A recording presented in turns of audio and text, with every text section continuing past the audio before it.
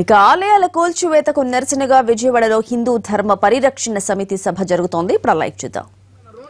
అక్కడ 100 అడుగులు కావాలంటున్నారండి. మరి మీ తాలూకున్న పార్టీ ఆయన ఇల్లు తీసేయండి సరిపోతుంది, మా జోలికి మాత్రం రాబాకని చెప్పన్నాం. తప్పకుండా దీన్ని పరిశూ చేస్తాను, ఇదే అన్నారు ఆయన భాష. తప్పకుండా దీన్ని పరిశూ చేస్తాను. మరి మిగతా ప్రాంతాల్లో ఉన్న దేవాలయాల పరిస్థితి ఏంటండి?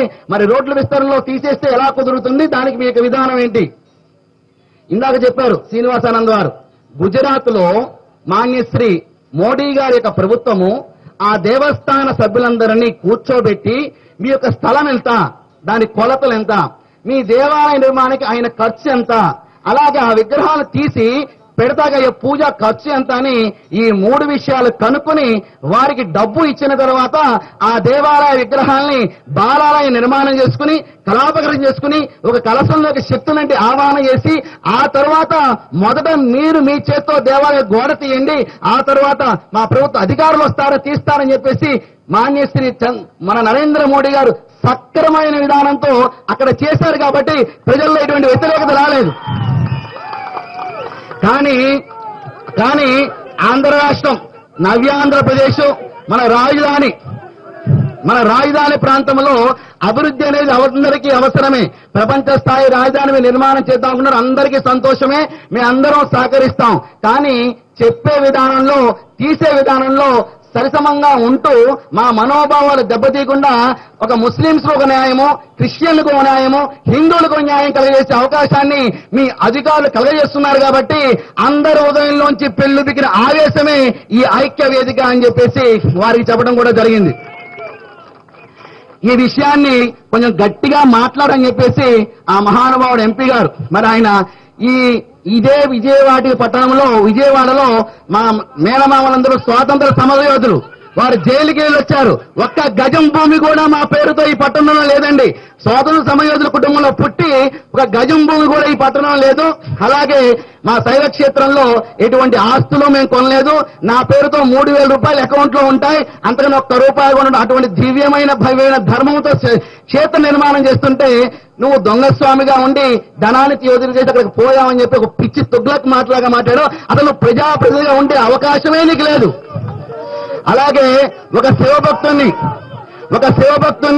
ఒక పీఠాధిపతిని విమర్శించే ధైర్యము తెగువానికి ఎలా వచ్చింది? ఒకప్పుడు మీ పరిస్థితి ఏంటి? హైదరాబాద్కి వెళ్ళాలంటే ఒక 500 రూపాయలు టికెట్ అయితే దాన్ని అవకాశం ప్రకారంగా 1000కి 2000కి అమ్ముకుంటూ అనేక రకాల దొంగ మార్గాల్లో డబ్బు గడించి ఆ డబ్బును వెలిసెళ్ళి ఈ రోజు నువ్వు ఎంపీగా ఎదిగావు. కావున